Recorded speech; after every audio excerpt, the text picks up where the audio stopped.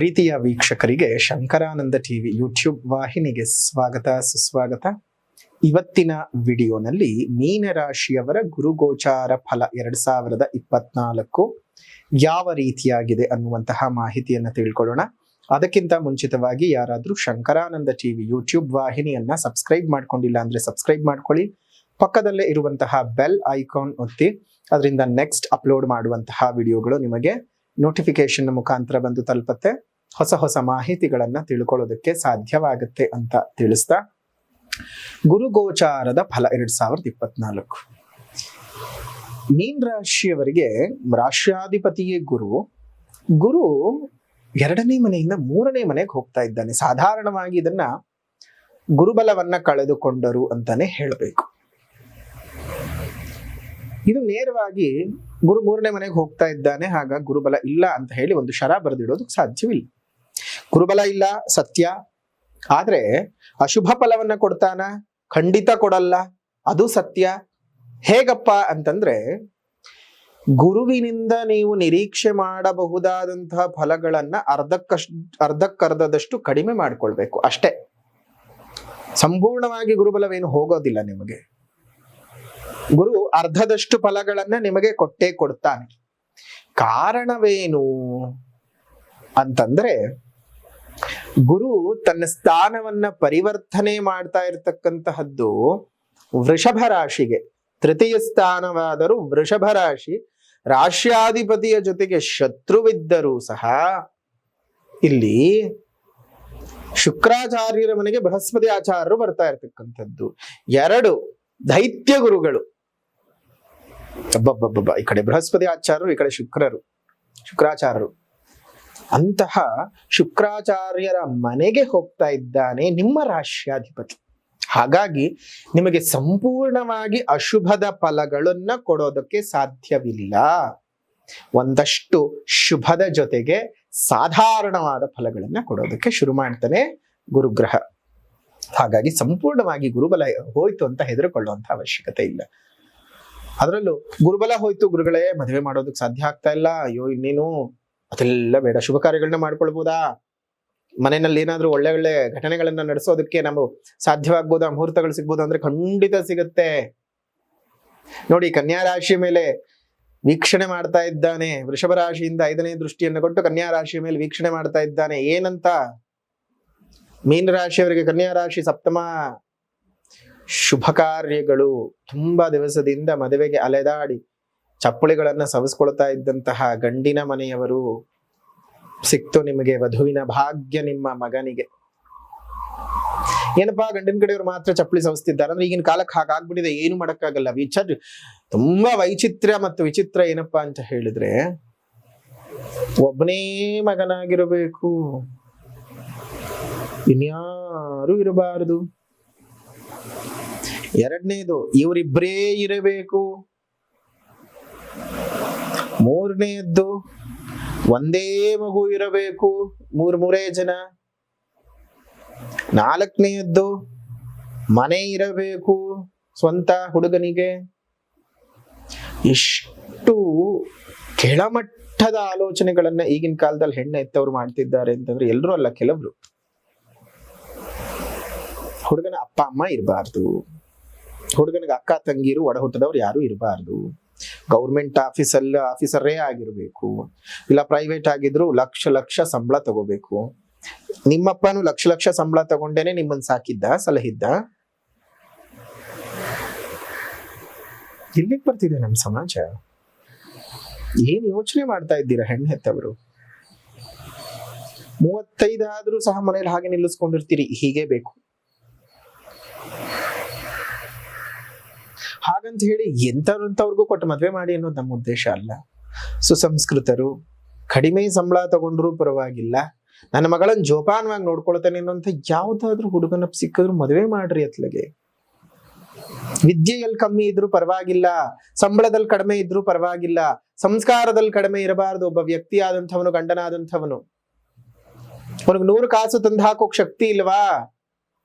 10 ಕಾಸೆ ತಗೊಂಡು ಬಂದ್ರು ನಿಮ್ಮ ಮಗಳನ್ನ ಕ್ಷೇಮವಾಗಿ ನೋಡ್ಕೊಳ್ತಾನ? ಅಂಥವನಿಗೆ ಕೊಟ್ಟು ಮದುವೆ ಮಾಡಿ. ಇದು ಇತ್ತೀಚಿನ ಕಾಲದಲ್ಲಿ ರೈತರಿಗೆ ಅಂದ್ರೆ ಹೆಣ್ಣು ಮಕ್ಕಳನ್ನು ಕೊಡ್ತಾ ಇಲ್ಲ, ಅಯ್ಯೋ ನಮ್ಮ ಮಗಳು ಅಲ್ಲೋ ಕಷ್ಟಪಡೋದಿಲ್ಲ, ಬೇಡಪ್ಪ. ಅನ್ನ ತಿನ್ನೋಕ್ಕಾಗತ್ತೆ? ಬಗೆ ಬಗೆ ತರಕಾರಿಗಳು ಸೊಪ್ಪುಗಳನ್ನ ತಿನ್ನೋದಕ್ಕೆ ಸಾಧ್ಯವಾಗುತ್ತೆ? ಅದನ್ನೆಲ್ಲ ಎಲ್ಲಿಂದ ಬೆಳಿತಾರ? ಲ್ಯಾಬ್ಗಳಲ್ಲಿ ಬೆಳಿತಾರ? ಸೈಂಟಿಸ್ಟ್ಗಳು ಬಂದು ಬೆಳಿತಾರ? ಲೆಕ್ಚರರ್ಸ್ಗಳು ಬಂದು ಬೆಳಿತಾರ? IT ನಲ್ಲಿ ಕೆಲಸ ಮಾಡೋರು ಬಂದು ಬೆಳಿತಾರ? BT ಸೆಕ್ಟರ್ಗಳಲ್ಲಿ ಇರೋರು ಬಂದು ಬೆಳಿತಾರ? ರಾಜಕಾರಣಿಗಳು ಬಂದು ಬೆಳಿತಾರ? ಗೌರ್ಮೆಂಟ್ ಕೆಲಸದಲ್ಲಿ ಇರೋರು ಬಂದು ಬೆಳಿತಾರ? ಇವರುಗಳು ಯಾರು ಬರೋದಿಲ್ಲ. ಮಳೆ ಅನ್ನದೆ, ಬಿಸಿಲೆನ್ನದೆ, ಚಳಿ ಅನ್ನದೆ, ಗಾಳಿ ಅನ್ನದೆ, ಸಿಡಿಲುಗಳು ಬಡಿತಾ ಇದ್ರು ಭೂಮಿ ಮೇಲೆ ಕಾಲನ್ನ ಊರಿರ್ತಾನೆ, ಎತ್ತುಗಳ ಮೇಲೆ ಕೈಯನ್ನ ಇಟ್ಟಿರ್ತಾನೆ, ನೊಗವನ್ನ ಓಡಿಸ್ತಾನೆ ಇರ್ತಾನೆ. ಅವನು ರೈತ. ನೀವು ಮಾಡೋ ಪ್ರತಿಯೊಬ್ಬರಿಗೂ ಅಷ್ಟೇ ಇಂತಿಷ್ಟು ಸಂಬಳ ಅಂತ ನಿಗದಿ ಮಾಡ್ಕೊಂಡ ಮೇಲೆ ನೀವು ಕೆಲ್ಸಕ್ಕೆ ಹೋಗ್ತೀರಾ, ಹೌದೋ ಅಲ್ಲೋ? ಆದರೆ ನಿಗದಿತ ಸಂಬಳವಿಲ್ಲದೆ, ಆದಾಯದ ಹೆಚ್ಚಿನ ನಿರೀಕ್ಷೆ ಇಲ್ಲದೆ ಕೆಲಸ ಮಾಡುವಂತಹ ಏಕೈಕ ಕೆಲಸಗಾರ ಅಂತ ಹೇಳಿದರೆ ಅವನು ರೈತ ಮಾತ್ರ. ಅಂತಹ ರೈತನಿಗೆ, ನಮ್ಮ ಹೊಟ್ಟೆಯನ್ನು ತುಂಬಿಸುವಂತಹ ರೈತನ ಹೊಟ್ಟೆ ಉರಿಸ್ಕೊಳ್ತಿದ್ದೀರಾ ಇವತ್ತು ಹೆಣ್ಮಕ್ಳನ್ನ ಕೊಡದೆ. ರೈತ ಅಂತಂದ್ರೆ ಅವಮಾನ ಮಾಡ್ತಾ ಇದ್ದೀರಾ. ಎಷ್ಟೋ ಹೆಣ್ಣು ಮಕ್ಕಳನ್ನ ಹೆತ್ತಂತಹ ತಂದೆ ತಾಯಿಗಳು ಒಂದು ತುತ್ತು ಅನ್ನ ತಿನ್ಬೇಕಾದ್ರೆ ಅವನನ್ನ ನೆನಪಿಸ್ಕೊಳ್ಳಿ, ಅವನ ಕಷ್ಟನ ನೆನಪಿಸ್ಕೊಳ್ಳಿ. ಬಟ್ ಇವತ್ತು ತುಂಬಾ ಜನ ಬದಲಾವಣೆ ಆಗ್ತಾ ಇದ್ದಾರೆ ರೈತರಿಗೆ ಒಂದು ಹೆಣ್ಣುಗಳನ್ನ ಕೊಡೋದಕ್ಕೆ. ಅದು ಬದಲಾಗಬೇಕು, ಇನ್ನಷ್ಟು ಬದಲಾಗಬೇಕು. ಸಾಲದು ಈ ಸಣ್ಣ ಸಣ್ಣ ಬದಲಾವಣೆ, ಇನ್ನು ದೊಡ್ಡ ಮಟ್ಟದಲ್ಲಿ ಬದಲಾವಣೆ ಆಗಬೇಕು. ಈ ಗುರುಗ್ರಹದ ಬದಲಾವಣೆಯಿಂದಾಗಿ ರೈತರಿಗೆ ಒಂದಿಷ್ಟು ಲಾಭಗಳು ಇದ್ದಾವೆ. ಮನೆಯಲ್ಲಿ ಶುಭ ಕಾರ್ಯಗಳು ನಡೀತಕ್ಕಂಥದ್ದು, ಹಣಕಾಸಿನ ಹರಿವು ಚೆನ್ನಾಗೇ ಇರುತ್ತೆ. ಹಣಕಾಸಿನ ವಿಚಾರದಲ್ಲಿ ಏನು ನಿಮಗೆ ತೊಂದರೆ ಆಗೋದಿಲ್ಲ. ಅದೇ ರೀತಿಯಾಗಿ ಭಾಗ್ಯಸ್ಥಾನದ ಮೇಲೂ ದೃಷ್ಟಿ ಇರೋದ್ರಿಂದ, ಗುರುವಿನ ದೃಷ್ಟಿ, ನಿಮ್ಗೆ ಭಾಗ್ಯೋದಯಕ್ಕೇನು ಕೊರತೆ ಆಗಲ್ಲ, ಏನು ತೊಂದರೆ ಇಲ್ಲ. ಭಾಗ್ಯೋದಯಕ್ಕೂ ಸಹ ಏನು ಕೊರತೆ ಆಗೋದಿಲ್ಲ. ಗುರುಬಲವನ್ನ ಒಂದ್ ಮಟ್ಟಕ್ಕೆ ನೀವು ಕಳೆದುಕೊಂಡ್ರು, ಅರ್ಧ ಮಟ್ಟಕ್ಕೆ ಮಾತ್ರ ಕಳ್ಕೊಳ್ತಿದ್ದೀರಿ. ಇನ್ನು ಅರ್ಧ ಮಟ್ಟದಲ್ಲಿ ಗುರುಬಲ ಇದ್ದ ಹಾಗೆ ಲೆಕ್ಕವಿದೆ. ಮದುವೆಗಳಾಗತ್ತೆ, ಶುಭ ಕಾರ್ಯಗಳಾಗತ್ತೆ, ಹಣಕಾಸಿನ ಅಭಿವೃದ್ಧಿ ಆಗುತ್ತೆ, ಹೊಸ ವ್ಯಾಪಾರಗಳನ್ನು ಮಾಡ್ಕೊಳ್ಬಹುದು, ಭಾಗ್ಯ ಚೆನ್ನಾಗಿರುತ್ತೆ. ಇನ್ನೇನು ಬೇಕು? ದೇವರ ಆಶೀರ್ವಾದವನ್ನು ಅದೇ ರೀತಿಯಾಗಿ ನೀವು ಪಡೆದುಕೊಂಡು ಬಿಡಿ. ಚಿನ್ನದ ವ್ಯಾಪಾರಸ್ಥರಿಗೆ, ಚಿನ್ನದ ಮೇಲೆ ಹೂಡಿಕೆಯನ್ನು ಮಾಡುವಂತವರಿಗೆ, ಆಭರಣಗಳ ವ್ಯಾಪಾರಸ್ಥರಿಗೆ, ಜವಳಿ ವ್ಯಾಪಾರಸ್ಥರಿಗೆ, ರೇಷ್ಮೆ ಉತ್ಪನ್ನಗಳ ಮಾರಾಟಗಾರರಿಗೆ, ಸರ್ಕಾರಿ ಉದ್ಯೋಗಿಗಳಿಗೆ ಲಾಭಗಳಿದ್ದಾವೆ. ಸ್ತ್ರೀಯರು, ಅದರಲ್ಲೂ ಈ ಒಂದು ಸರ್ಕಾರಿ ಉದ್ಯೋಗದಲ್ಲಿರ್ತಕ್ಕಂಥ ಸ್ತ್ರೀಯರಿಗೆ ಶುಭ ರೀತಿಯಾದಂತಹ ವರ್ಗಾವಣೆಯ ಯೋಗ ಇರ್ತಕ್ಕಂಥದ್ದು. ಅನಾರೋಗ್ಯದಿಂದ ವಿಮುಕ್ತರಾಗ್ತೀರಿ. ಸಣ್ಣ ಸಣ್ಣ ಆರೋಗ್ಯದ ಪ್ರಾಬ್ಲಮ್ಗಳಷ್ಟೇ ನಿಮಗೆ ಕಾಡುತ್ತೆ. ದೊಡ್ಡ ಮಟ್ಟದ ಮತ್ತು ದೀರ್ಘಕಾಲದ ಅನಾರೋಗ್ಯದಿಂದ ವಿಮುಕ್ತಿಯನ್ನ ಅನುಭವಿಸ್ತೀರಿ. ಮೀನರಾಶಿಯವರು ಒಳ್ಳೆ ರೀತಿಯಾದ ಯೋಗ ಫಲಗಳನ್ನ ಅನುಭವಿಸ್ತೀರಿ. ಆದ್ರೆ ಅರ್ಧಕ್ಕರ್ಧ ಕಡಿಮೆ ಆಗ್ತದೆ ಅಷ್ಟೇ. ಸೊ ಯೋಚನೆ ಬೇಡ, ದೇವರ ಅನುಗ್ರಹನ ಪಡ್ಕೊಳ್ಳಿ, ದೈವಾಶೀರ್ವಾದವನ್ನು ಪಡ್ಕೊಳ್ಳಿ, ಜೀವನದಲ್ಲಿ ನೆಮ್ಮದಿಯಾಗಿರೋದನ್ನ ಕಲ್ತ್ಕೊಳ್ಳಿ. ಮೊದಲೇ ಮೀನ ರಾಶಿಯವರು ತುಂಬಾ ಅಂದ್ರೆ ತುಂಬಾ ಸೂಕ್ಷ್ಮ ಜೀವಿಗಳು, ಭಾವುಕ ಜೀವಿಗಳು, ತುಂಬಾ ಎಮೋಷನಲ್ ಪರ್ಸನ್ಸ್, ಮತ್ತು ಆ ಎಮೋಷನಲ್ ಮ್ಯಾನಿಪುಲೇಷನ್ಗೆ ತುಂಬಾ ಸಿಕ್ಕಾಕೊಂಡು ಒದ್ದಾಡ್ತಾರೆ. ದಯವಿಟ್ಟು ಯಾರಿಗೂ ಎಮೋಷನಲ್ ಆಗಿ ಅವ್ರನ್ನ ಬ್ಲಾಕ್ ಮೇಲ್ ಮಾಡ್ತಕ್ಕಂಥದ್ದಾಗ್ಲಿ, ಮ್ಯಾನಿಪುಲೇಷನ್ಸ್ಗಳಿಗೆ ಮಾಡ್ತಕ್ಕಂಥದ್ದಾಗ್ಲಿ ಯಾರು ಮಾಡಬೇಡಿ. ಅಂಥದ್ರಲ್ಲಿ ಈ ಕರ್ಕಾಟಕ ರಾಶಿಯವರು, ವೃಶ್ಚಿಕ ರಾಶಿಯವರು, ಕನ್ಯಾ ಮತ್ತು ಮೀನ ರಾಶಿಯವರು ಸಿಕ್ಕಾಕೊಂಡು ಒದ್ದಾಡ್ತಾರೆ. ಯಾಕಂದ್ರೆ ಎಲ್ಲವನ್ನ ಮನಸ್ಸಿನಿಂದ ಆಲೋಚನೆ ಮಾಡ್ಬಿಡ್ತಾರೆ. ಇವರು ಮನಸ್ಸಿಗೆ ಹಚ್ಕೊಂಡು ಕೊರಬಿಡ್ತಾರೆ, ಅವ್ರು ನನ್ಗೆ ಆ ತರ ಮೋಸ ಮಾಡಿದ್ರು, ಈ ತರ ಮೋಸ ಮಾಡಿದ್ರು ಅಂತ. ಈಗ ಗುರುಬಲ ನಿಮ್ಗೆ ಸಂಪೂರ್ಣವಾಗಿ ಇಲ್ಲದ ಕಾರಣ ಈ ಟೈಮ್ನಲ್ಲಿ ನೀವು ಯಾರಿಗೂ ಸಾಲ ಕೊಡ್ಕೂಡುದು. ಸಾಲವನ್ನ ಕೊಡೋದ್ರಿಂದ ಅದು ನಿಮ್ಗೆ ವಾಪಸ್ ಬರೋದಿಲ್ಲ. ಮೀನ ರಾಶಿಯವ್ರಿಗೆ ಮೊದಲೇ ಕೈಗೆ ದುಡ್ಡು ಕೊಟ್ರೆ, ಅವ್ರು ಯಾರಿಗಾದ್ರೂ ದುಡ್ಡು ಕೊಟ್ರೆ ಅದು ವಾಪಸ್ ಬರೋದಿಲ್ಲ. ಹುಷಾರು. ಶ್ಯೂರಿಟಿ ಬಾಂಡ್ಗಳನ್ನ ಕೊಡೋದಾಗ್ಲಿ, ಹೆಬ್ಬೆಟ್ಗಳನ್ನು ಹೊತ್ಬಿಟ್ಟು ಕೊಟ್ಬಿಡೋದಾಗ್ಲಿ, ಆ ತರ ಎಲ್ಲ ಏನೂ ಮಾಡೋದಕ್ಕೆ ಹೋಗಬೇಡ್ರಿ. ಅದರಿಂದ ಇನ್ನಷ್ಟು ಸಮಸ್ಯೆಯೇ ನಿಮ್ಮ ಬದುಕಿನಲ್ಲಿ ಉಂಟಾಗ್ತದೆ. ಜಾಗೃತೆಯಾಗಿ ಇರಿ, ನಿಮ್ಮ ಬದುಕಿನಲ್ಲಿ ಏಳಿಗೆಯನ್ನ ಕಂಡುಕೊಳ್ಳಿ. ಒಂದಷ್ಟು ನಿಮಗೆ ಈ ವರ್ಷ 2023ರಲ್ಲಿ ಇದ್ದಷ್ಟು ಗುರುಬಲ ನಿಮಗೆ ಅಷ್ಟೊಂದು ಸಪೋರ್ಟಿವ್ ಆಗಿರಲ್ಲ ಅನ್ನೋದನ್ನ ಬಿಟ್ಟರೆ, ಗುರುಬಲವೇ ಇಲ್ಲ ಅನ್ನುವಂತಹ ವಾತಾವರಣವೇನಿರಲ್ಲ.